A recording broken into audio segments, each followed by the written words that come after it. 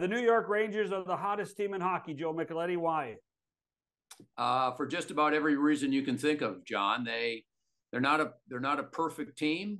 They win and have won in so many different ways. The one thing that they have going into every game that a lot of teams in the league, including this team in Ottawa, doesn't have, is their goaltending gives them a chance to win every game. And they know that. So they've had some of these first periods where they've been terrible, but their goaltending keeps them in it. And then until they get going. And so they've won by Artemi Panarin having just an unbelievable season. He's just about their best player every game. And yet they've had other players like Mika Zibanejad, even though he's got a 7-game point streak, but he hasn't reached nearly the level that is expected, that he expects of himself, really, because he's a top player. So sometimes it's defense scoring big goals. Other times they've had production from their fourth line. Jimmy Vesey had a really hot 10 days where he scored a couple of game winners.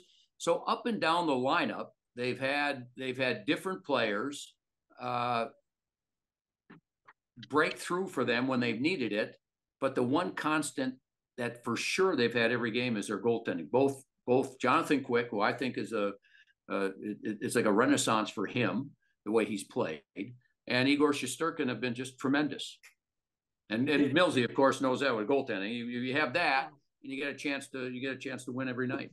Greg, how many years has it taken me for you two to decide that it's the most important position and the most intelligent people play it? It's taken me this long to. Well, you were half right. Talk you into that. You were half right, and we're waiting for you to be 100% right on one of these podcasts. But you're half right. I'm going to keep trying, but it's not going to happen. Now, Greg, you've seen Jonathan Quick his whole career. Did you ever imagine he could make as Joe called him, a renaissance?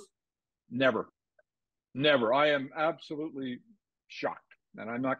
And the reason is because he's always been a reflex goalie, good anticipation, really low crouched type of player. You think he'd be exposed to.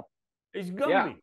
Yeah. And for me, as you age, you would think that maybe you'd lose a bit of that speed, a little bit of that anticipation. And it looked like that was happening. And for him to play the way he has, he wasn't not on my radar. I'm not going to lie for a second. And sometimes, you get an athlete, Joe, this where it's just a fit. Everything seems to work for you. You're happy. You like where you're playing. You like the teammates, you like the city, and you get a resurgence, and that seems like what's going on. But I never had that at all. No chance. Yeah, a couple of things. First of all, you're not the only one, because you look at his numbers for the last couple of seasons, and they've been terrible. And so I think there was always that wonder, is he finished? Is he at the end? I mean, he's 37. He's going on 38, and he grew up in Connecticut. He grew up a Ranger fan, and he grew up a Mike Richter fan. And so for him to come back here, and the guy just he acts like a champion, which of course he is with 3 Stanley Cups. And here's the attitude that he came into New York with. We all know Benoit Allaire, and he's regarded as one of the top goaltending coaches of all time, and a wonderful individual. And so there was this rumor, and Millsy, maybe you can talk about this too, but there was this rumor that Jonathan Quick really didn't need or didn't use or didn't want to use goaltending coaches in the past. I'm not sure if that's true or not. Regardless, he came in, and the first thing he said to Benoit Allaire is, you just tell me what you want me to do. And I'll do whatever you want. I'll try whatever you think I should try to make me better and to help me help this team win. And that's the attitude he's had. And they've made a few adjustments. Of course, as you mentioned, Millsy, his style is unique, but they've made enough subtle adjustments to get him to that level now where his confidence, he thinks he can win every game. And he's undefeated in regulation. He hasn't lost in regulation yet.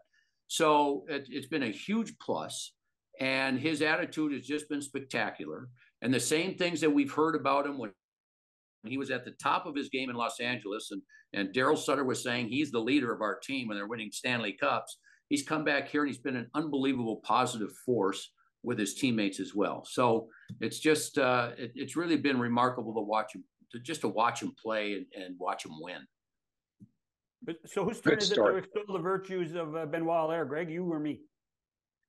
Yeah, I mean, it's funny. John and I go way back to our children and watching, and Benny helping them both at a hockey school. And a great story that John has about the Springsteen drummer, and it's kind of cool because his son was there as well, and John befriended both of them. Max Weinberg. Max Weinberg, yeah. So it was who I think is now the drummer for the band. If I'm not the goalie, the former goalie, I think, but I'm not a real music guy. But anyway, that's not what I hear. Okay, well, there is that. but anyway, yeah, and what a nice man to begin with, as you mentioned, Joe. A class act. We've kept in touch all these years. Every time I see him in New York or on the road, and obviously the job that he has done with all of the goaltenders that have gone through. You've seen it firsthand, Joe. So John and I are both big fans as well, and it's nice to see someone like that in the game that's such a good person and contributes so much stay in one place, even through all the different changes that have happened in New York. And that tells you all you need. I tell you what, the magic of Benoit Allaire is his influence throughout the league, even to this day. Yep. And Benoit Allaire, reshaped Sean Burke as at an older age. Yeah, well, like Jonathan Quick, and now Sean Burke's out there reshaping people, and for the position.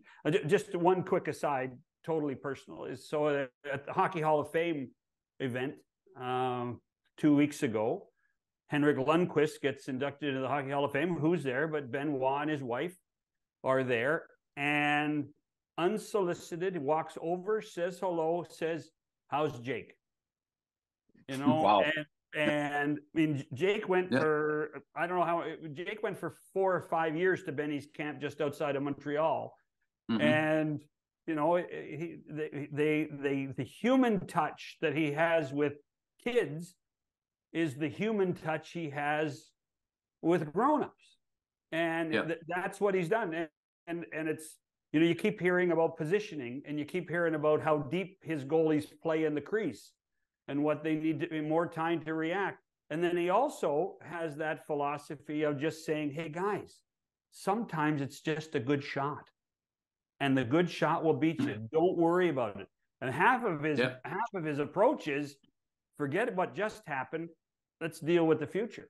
And that's what makes his demeanor is unbelievable. And I think he doesn't get enough credit for what he's done for hundreds of goalies. I look, Cam Talbot in Los Angeles started, his first success came with Benny Allaire in right.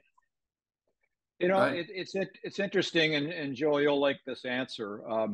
And it's sort of what we're talking about. A couple of days ago, I got asked who was my favorite coach or coaches, and one was Roger Nilsson, of course, and the other one was Barclay Plager.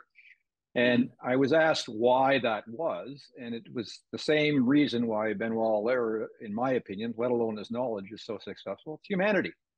People actually care about you. And you'll go across the board, bosses as well, the people that care about you and have that act to do that within the course of a team, or in this case, a goalie coach, or in my case, former coaches, are the ones you remember. And I don't think coaches remember that. I don't think they get that, a lot of them. I honestly don't think National Hockey League coaches always get that. And it's so important.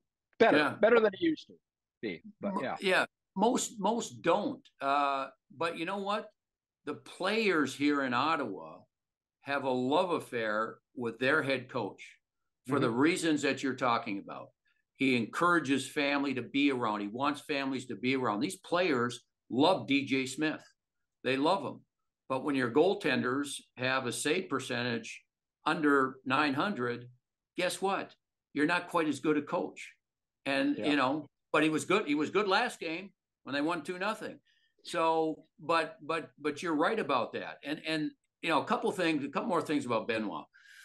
So when Cam Talbot became a Ranger, and of course he was undrafted, and he went to the American Hockey League, and he was an all-star, and Benoit went to him and said, you can be an all-star in this league for the rest of your career because you're athletic and you're competitive. But he said, if you're willing to make a few adjustments, if you're willing to make a few adjustments, you can play in the National Hockey League. That's how good you are. But we have to just make a few changes. And he said, tell me what to do.